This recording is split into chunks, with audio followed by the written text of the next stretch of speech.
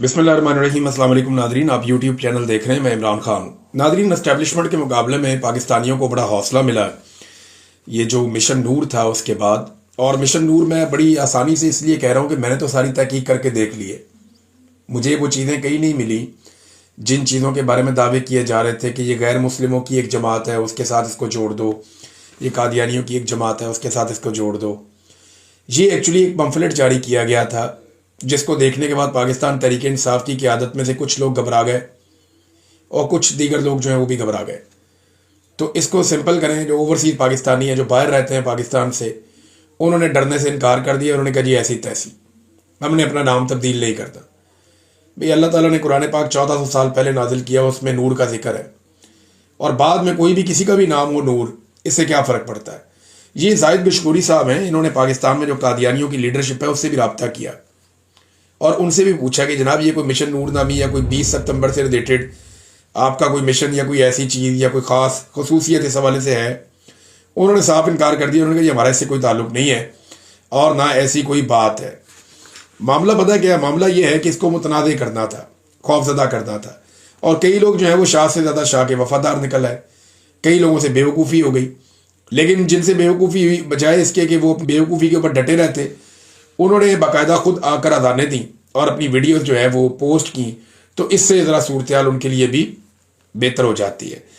अब नाजरीन, यही तो खौफ है जिसको तोड़ना है। ये पाकिस्तान की एस्टेब्लिशमेंट या एजेंसियां करती क्या हैं? ये आपको अलग अलग हथियारों से डराते हैं। कभी आपके ऊपर मदद का हथियार लगाते हैं, कभी करैक्टर असैसिनेशन करते हैं, कभी आपके कारोबार को तबाह करते हैं, कभी आपके इवन आपकी उबल वतनी के ऊपर शक करते हैं, आपको गद्दार डिक्लेयर कर देते हैं। तो ये एजेंसियों का पुराना खेल है। इसी खेल को तो तोड़ना है, इसी के रूल्स तो बदलने हैं कि आप ये नहीं कर सकते, हम फैसला करेंगे कि हमने क्या करना है। हमारे ईमान का फैसला हमारा रब करेगा। हम मुहिब्बे वतन है, ये हमारा दिल हमें बताता है, हम खुद ये फैसला कर लेंगे। हमारा करैक्टर कैसा होना चाहिए हम डिसाइड करेंगे। आप हमारी पुलिसिंग नहीं कर सकते इन मामलात में। एजेंसियों का ये काम नहीं है ना, उनका काम मुल्क की हिफाजत करना है दुश्मन से। वो काम करें और हम इस मुल्क के मालिक हैं, यानी हम ही से तनख्वाह लेते हैं, हमें ही सर्टिफिकेट देते हैं कि भाई तुम्हारा किरदार ये होना चाहिए, तुम इस तरह मुहिब्बे वतन बनो, या तुम्हारे ईमान के तकाजे ये हैं। ये काम एजेंसियों का करने का नहीं है। एजेंसियों के अहलकार जो हमसे तनख्वाह लेते हैं, हम टैक्स देते हैं जिस पे वो पलते हैं, वो कैसे ये कर सकते हैं? हमारे साथ ये ज्यादती वो नहीं कर सकते। अब आज़ान देने वाले अफराद की गिरफ्तारियों की भी इतलात आ रही हैं। कुछ लोगों को गिरफ्तार किया गया। बचियाना साहब की इतला आई, वो गिरफ्तार हो गए हैं। आलिया हमजा साहिबा ने बताया कि फलां लोग जो है वो गिरफ्तार हो गए, खबरें आ रही हैं। तो अब इस पर भी कोई मुफ्ती तकी उस्मानी साहब या मुफ्ती मुनीब साहब या कोई और जो सरकारी मुल्ला है, वो इसके ऊपर भी अपना स्टेटमेंट दें ना और बताएं ना कि क्या अजान देने के ऊपर किसी को गिरफ्तार किया जा सकता है? कि अगर कोई शख्स अजान दे रहा है, अपने रब को पुकार रहा है, तो क्या उसे गिरफ्तार किया जा सकता है? ऐसी कोई ऑप्शन है? मेरी तो समझ से बाहर है कि ये मौलवी सिर्फ इमरान खान के खिलाफ ही जागते हैं, या जब इन्हें एस्टेब्लिशमेंट कहती है तभी इनकी आंख खुलती है, अदरवाइज ये सोते ही रहते हैं। अब ये आप देखें ना, एस्टेब्लिशमेंट ये काम कितना पुराना कर रही है।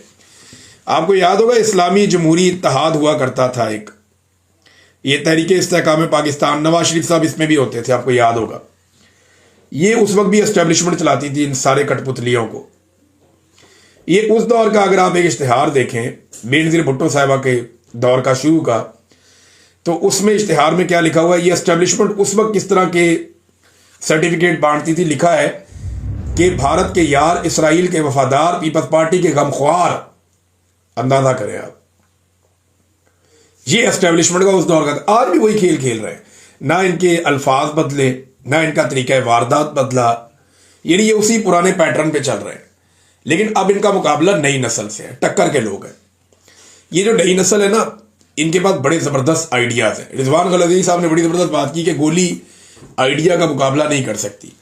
आइडियाज़ बहुत आगे की चीज़ होते हैं, वो दिमाग में पैदा होते हैं, आप उन्हें गोली उसे भून नहीं सकते और वो आपको शिकस्त देते हैं, और यही हुआ है। देखिए अब ये पुराना जो एक इश्तिहार है, इसके अंदर क्या लिखते हैं ये जनाब, उसमें लिखा जी कि वाशिंगटन में बेनज़ीर हुकूमत के लिए लॉबी करने वाला मार्क सेगल यहूदी है। पीपल्स पार्टी की हमायत में अमरीकी इमदाद बंद कराने की धमकी देने वाला कांग्रेसमैन यहूदी है। राजीव गांधी का कहना है बेनजीर भुट्टो की दोस्ती पर हमें फख्र है। सलमान रुश्दी का कहना है मेरा वोट पाकिस्तान में होता तो बेनजीर भुट्टो को देता। अब ये सारी चीजें जो है ना वो लगा के और जनाब मसाले तैयार करके उस वक्त नवाए वक्त इनका बहुत साथ देता था हमेशा से, क्योंकि एस्टेब्लिशमेंट का पिट्ठू अखबार था उस दौर में। नदामी साहब जो है उनके बड़े ताल्लुकात होते थे जर्नैलों के साथ और ये शरीफों के साथ और ये पूरी जो तहरीक थी इसके साथ, तो जनाब ये मिलजुल के गेमें डाला करते थे। ये जनाब वही कार्ड पुराना दोबारा खेला जाता है। मैंने आपको माजी से एक मिसाल निकाल कर आपको मैंने इसीलिए आज दिखाई है। नादरीन, राणा सनाउल्लाह साहब ने एक दफा फिर तस्दीक कर दी है उस बात की जो हम बार बार करते हैं लेकिन एस्टेब्लिशमेंट भाग जाती है। याद है सुहेल वड़ाइच साहब ने यही बात की थी, तो सुहेल वड़ाइच साहब से नाराजगी हो गई थी। वो आज तक आर्मी चीफ को बनाने के लिए मीठे मीठे कॉलम लिखते हैं। वो आज तक एस्टेब्लिशमेंट का गुस्सा दूर करने के लिए मीठे मीठे कॉलम्स लिखते हैं, मीठी मीठी बातें करते हैं, खुशामद और तारीफें करते हैं आर्मी चीफ की कि उनसे ज़्यादा अक्लमंद कोई नहीं, उनसे ज़्यादा खूबसूरत कोई नहीं, उनसे ज़्यादा बावकार कोई नहीं, उनसे ज़्यादा बेहतरीन कोई नहीं, उनसे ज़्यादा आजिज़ी और इनकसारी वाला कोई नहीं, उनसे ज़्यादा बहादुर कोई नहीं। ये सारा कुछ जो है वो पुरजाना की बुनियाद पे ये लिखते हैं। बहुत ज़्यादा खुशामद कर रहे हैं और मीठे मीठे कॉलम लिख के कोशिश कर रहे हैं कि किसी तरह आर्मी चीफ का गुस्सा कम हो जाए, क्योंकि सुहेल वड़ाइच साहब ने वो कहानी जो आर्मी चीफ साहब ने कही वो सुना दी थी बाहर आके कि जनाब ये तो कहते हैं कि माफ़ी मांगे इमरान खान। अब राणा सनाउल्लाह साहब ने भी एक दफ़ा फिर तस्दीक कर दी कि पाकिस्तान तहरीक इंसाफ से बार बार कहा गया, ये नहीं कह रहे कि मैं कहता हूँ, ये हम कहते हैं, बार बार कहा गया।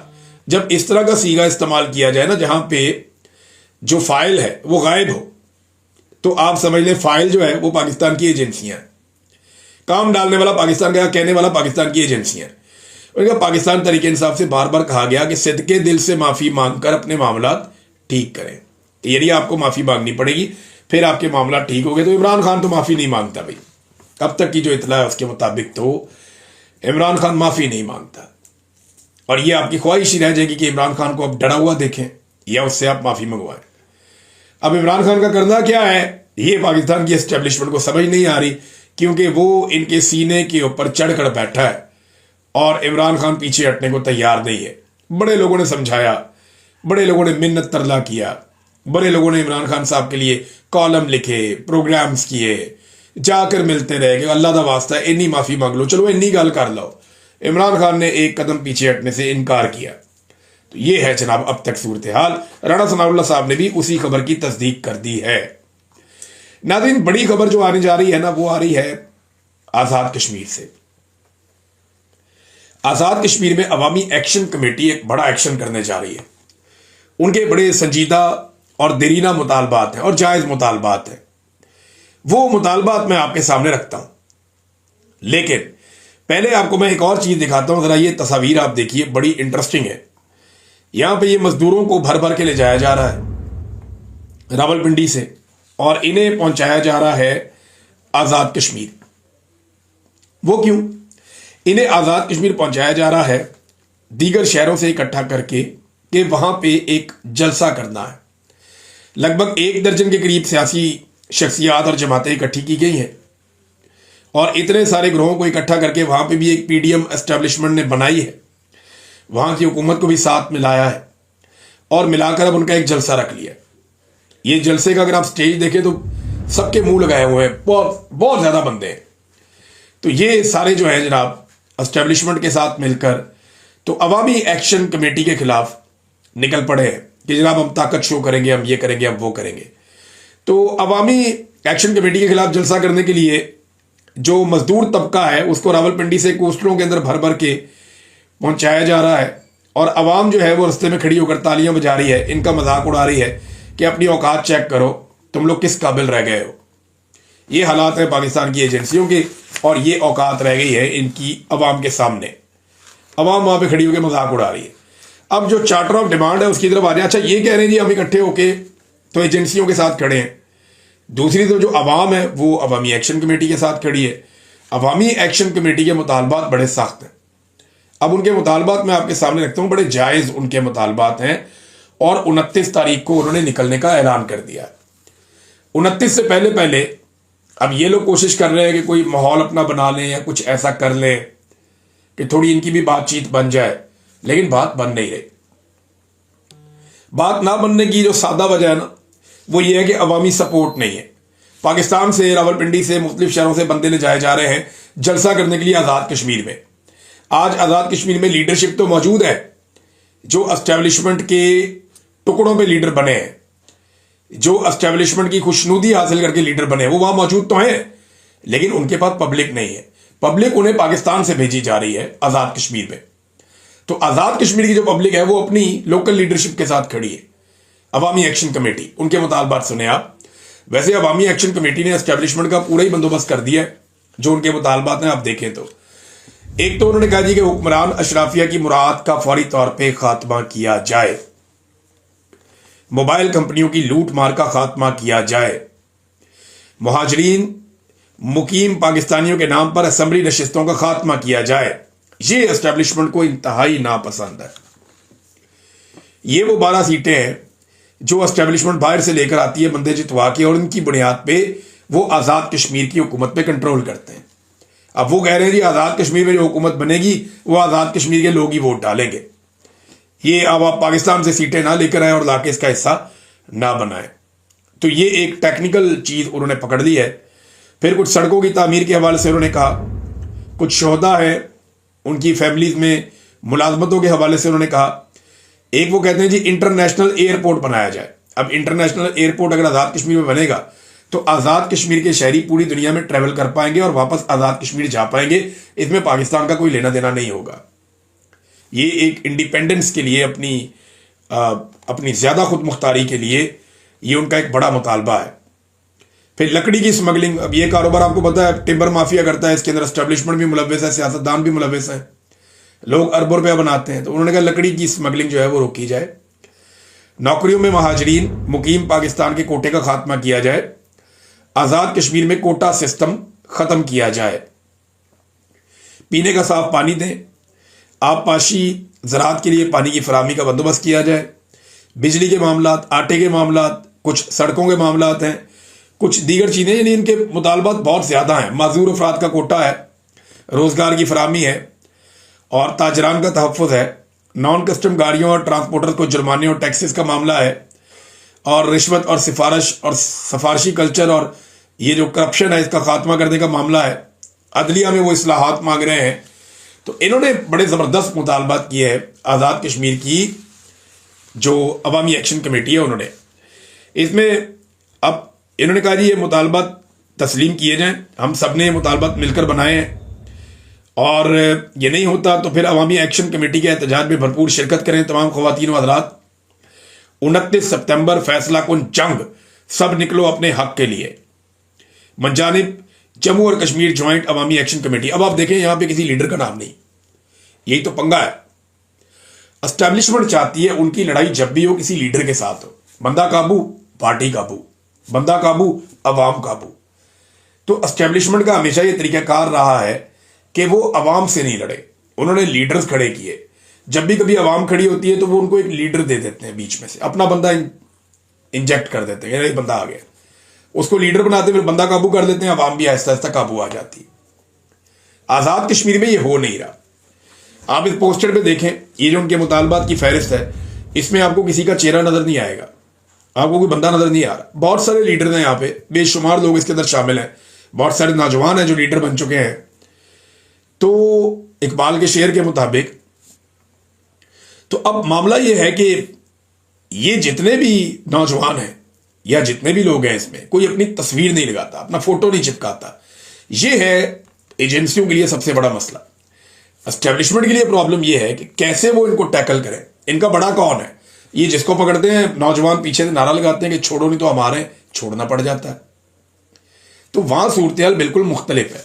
अब 29 तारीख को क्या होगा, पाकिस्तान की इंटेलिजेंस एजेंसीज और एस्टेब्लिशमेंट उसे कैसे कंट्रोल करेगी, इसके बारे में उनके पास क्या ऑप्शंस हैं, देखते हैं ये कितनी सियासत और करते हैं और क्या कर पाते हैं।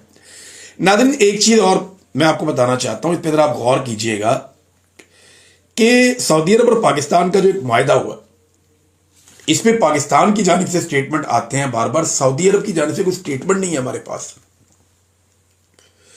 यानी वो ये नहीं बता रहे कि हमने ये इत्तेहाद इसराइल के खिलाफ बनाया, वो ये नहीं बता रहे कि हमने ये इत्तेहाद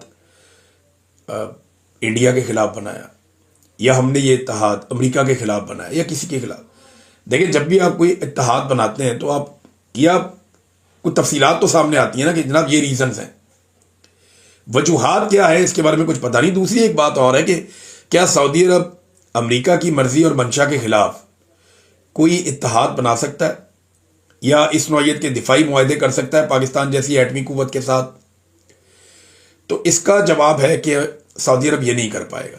सऊदी अरब बहुत समझदार मुल्क है, वो बड़े ज़बरदस्त तरीके से चलता है, जो रीजनल और इंटरनेशनल पॉलिटिक्स को और डायनामिक्स को समझने की कैपेसिटी मोहम्मद बिन सलमान में है, आप उससे इनकार नहीं कर सकते। तो ऐसा मुमकिन नहीं है कि अमेरिका को नाराज करके सऊदी अरब पाकिस्तान के साथ एक मुआहदा करे। तो फिर इसका दूसरा मतलब तो सादा ये है कि इसराइल कोई थ्रेट नहीं है सऊदी अरब के लिए, या उसके साथ कोई जंग होने नहीं जा रही है। ताहिर रशीद भी कह रहे हैं जी कि ग्रेटर इसराइल का ख्वाब खत्म हो गया और फलां चीज खत्म हो गई। ये बहुत लंबी चौड़ी और दूर की बातें कर रहे हैं। जो स्टेटमेंट आ रहे हैं वो पाकिस्तान की तरफ से आ रहे हैं। सऊदी अरब ने अभी तक, पाकिस्तान ने तो इसराइल को भी चैलेंज कर दिया, सऊदी अरब के तमाम दुश्मनों को चैलेंज कर दिया, लेकिन सवाल ये है कि क्या सऊदी अरब ने चैलेंज किया पाकिस्तान के दुश्मनों को? एक चीज मैं आपको और बताता हूं, जरा आप गौर कीजिएगा। शहबाज शरीफ कोई 6 दुनिया के मुख्तलिफ रहनुमा हैं जिनके साथ मिलकर डोनाल्ड ट्रंप से मुलाकात करेंगे। अकेले मुलाकात का शरफ भी इनको हासिल नहीं हो रहा। मंगल को 6 इस्लामी ममालिक के रहनुमाओं के हमरा अमरीकी सदर से मुलाकात होगी शहबाज शरीफ की, और फिर 26 तारीख को वो जनरल असम्बली से खिताब करेंगे और कुछ और दीगर रहनुमाओं से उनकी वहां मुलाकातें भी हो जाएंगी। अब ये जो मुलाकात होने जा रही है शहबाज शरीफ साहब की, इस मुलाकात के अंदर मुख्तलिफ ममालिक के लोग जो हैं वो शामिल हैं, और ये 5 और मुल्क हैं और एक जो है वो पाकिस्तान है। तो अभी तक 1-on-1 मुलाकात की खबर नहीं आ रही। ये एक्सप्रेस न्यूज से मैं आपको खबर पढ़ के सुना रहा हूं, इनका ये दावा है। अब डोनाल्ड ट्रंप ने क्या कहा? डोनाल्ड ट्रंप ने कहा कि उसे बगराम एयरबेस वापस चाहिए अफगानिस्तान में। तालिबान ने इस पर बड़ा सख्त रिएक्शन दिया और उन्होंने ये कहा कि अमेरिका की फौज की वापसी को कतई तौर पर हम मुस्तरद करते हैं, और कभी भी गैर मुल्की अफवाज हमने ना इससे पहले कभी कबूल की हैं और ना आइंदा करेंगे। अफगान वजीर दिफा ने कहा कि अगर अड्डे वापस हुए तो हम लड़ेंगे। अफगान वजीर खारजा ने कहा कोई अफगान सरजमीन गैर मुल्की फौजियों की मेजबानी नहीं करेगी। अगर आप अड्डे चाहते हैं तो हम आपसे अगले 20 साल लड़ने के लिए तैयार हैं। ये बात जो है ये अफगान तालिबान ने कतर में भी कही थी अमेरिका को कि ठीक है, अभी हम बैठे हैं, बातचीत कर रहे हैं, अगर आपको बात समझ आती है तो ठीक है, नहीं आती तो ठीक है, दोबारा लड़ते हैं। 20 साल पहले लड़े, 20 साल और लड़ लेते हैं, हमारे बच्चे फैसला कर लेंगे। तो फिर अमेरिका ने कुछ वादे किए थे कतर में, और उनमें ये वादे थे कि अफगानिस्तान की खुद मुख्तारी रहेगी और वहां पे अब दोबारा कोई फौजी चढ़ाई नहीं होगी। अब अफगानिस्तान कहता है कि ये वाले वादे आप पूरे करें। डोनाल्ड ट्रंप कहता है कि मैंने बगराम एयरबेस लेनी है, और साथ ही साथ डोनाल्ड ट्रंप ने धमकी आमेज लहजा भी इख्तियार कर लिया एक सवाल के जवाब में। ये तो हमने लेनी है, दे देंगे तो ठीक है, तो फिर हम देखते हैं फिर हमने क्या करना है। और ये जरा धमकी आमेज लहजा था डोनाल्ड ट्रंप का। अब जरा इन चीजों को आप सामने रखें कि डोनाल्ड ट्रंप बगराम एयरबेस पे घुसना चाहते हैं, तालिबान उनको रोकना चाहते हैं। सेम टाइम में इमरान खान साहब ये कहते हैं कि पाकिस्तान अफगानिस्तान के साथ अपने ताल्लुकात ठीक रखे, जबकि पाकिस्तान के आर्मी चीफ पे इमरान खान साहब ये एलिगेशन लगाते हैं कि वो अफगानिस्तान की हुकूमत के खिलाफ जो फोर्सेज हैं उनको खुश करने के लिए अफगानिस्तान से जानबूझ के ताल्लुकात खराब कर रहे हैं। और इसी दौरान में ख्वाजा आसिफ क्या कहते हैं कि अफगानिस्तान हमारा दुश्मन मुल्क है। इन सारी चीजों को इकट्ठा करें ना तो ऐसा लगता है कि पाकिस्तान एक मरतबा फिर ज़हनी तौर पर तैयार हो गया है, या पाकिस्तान ने अपनी खिदमात अमरीका बहादुर के सामने पेश कर दी हैं कि आप अफगानिस्तान में कोई और एडवेंचर भी करना चाहते हैं तो हम आपका साथ देंगे। बज़ाहिर ऐसा दिखाई दे रहा है। देखिए ना, डोनाल्ड ट्रंप का अड्डे मांगना अफगानिस्तान से, अफगानिस्तान का इनकार करना, पाकिस्तान की पॉलिसी अफगानिस्तान के खिलाफ हो जाना, और फिर ख्वाजा आसिफ को अफगानिस्तान का दुश्मन डिक्लेयर करते हुए देखना। इन सारी चीज़ों को देखकर सबको समझ आ जाती है कि एब्सोल्युटली नॉट अब एब्सोल्युटली यस की तरफ बढ़ता जा रहा है। ये अगर खारजा पॉलिसी है तो आप पाकिस्तान के अंदर एक मरतबा फिर लंबे चौड़े अरसे के लिए दहशतगर्दी को दावत दे रहे हैं।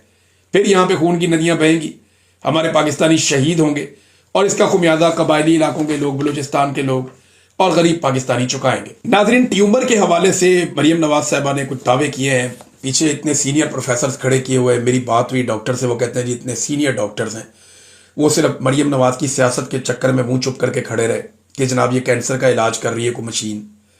और ये मशीन पाकिस्तान में पहले से मौजूद है, भारत के अंदर 10 साल से इस्तेमाल हो रही है, दुनिया भर के मुल्कों में हो रही है। ये छोटे मोटे ट्यूमर को रिमूव करने की मशीन है। जब आपकी बॉडी में कोई ट्यूमर बन जाता है कैंसर या किसी और रीजन से, और ये 1% से भी कम मरीजों के लिए काबिल इस्तेमाल है पाकिस्तान में, क्योंकि यहां पे तो स्क्रीनिंग ही नहीं होती। 99% मरीजों का ये इलाज ही नहीं कर सकती। और ये पहले से पाकिस्तान में मौजूद है, पहली दफा आ गई जी हम आज लेकर आए, सब झूठ है। ये एक छोटे मोटे ट्यूमर को रिमूव करने के लिए एक सर्टेन टेम्परेचर वो उसको बनाती है, उसके बाद उसको वो जला के खत्म कर देते हैं। लेकिन कैंसर का ये इलाज नहीं है, और ना ये कीमोथेरापी का और दूसरी जो थेरेपीज है उनका ये कोई नेमुल बदल है। ये मरीजों को मिसलीड कर रही है मरियम नवाज अपनी सियासत के लिए। कैंसर के मरीजों की जान से खेलना कोई दानिशमंदी नहीं है। ये मशीन पूरी दुनिया में पहले भी इस्तेमाल होती रही, पाकिस्तान में भी आगा खान अस्पताल में दीगर जगहों पे इस्तेमाल होती रही। और अब ये लाकर दावा करना कि जनाब हमने कैंसर उड़ा दिया, ये कर दिया, वो कर दिया, अजीब नमूने लाकर पाकिस्तान पे मुसल्लत कर दिए जो लोगों की जानों के साथ खेल रहे हैं अपनी सस्ती सियासत के लिए। भाई अगर मेडिकल साइंस में ये खातून पास नहीं हो सकी तो इसमें कैंसर के मरीजों का क्या कसूर है बेचारों का कि ये उनकी जान से खेलना शुरू हो गई। और पीछे खड़े हुए जो प्रोफेसर हैं, सीनियर डॉक्टर हैं, उन्हें शर्म आनी चाहिए कि वो इस झूठ को पकड़े वहां पे कि बीबी ऐसा नहीं है।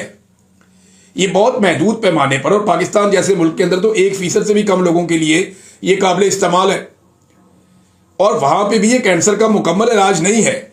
और आप जो इसको करार दे रही हैं कि ये थेरेपी तमाम चीजों से निजात दे देगी, कैंसर का हर मरीज ठीक होकर निकल जाएगा, क्या बकवास कर रहे हैं आप लोग? क्यों लोगों की जिंदगियों से आप खेल रहे हैं? ये उन प्रोफेसर को वहां बोलना चाहिए था। शुक्र है अल्लाह का कोई डॉक्टर बोलना शुरू हुए हैं, उन्होंने बताना शुरू किया कि लोगों की जान से ना खेलें, अपनी घटिया सियासत अपने घर तक रखें। अब तक के लिए इतनी, अपना ख्याल रखिएगा, अपने चैनल का भी। अल्लाह हाफ़िज़।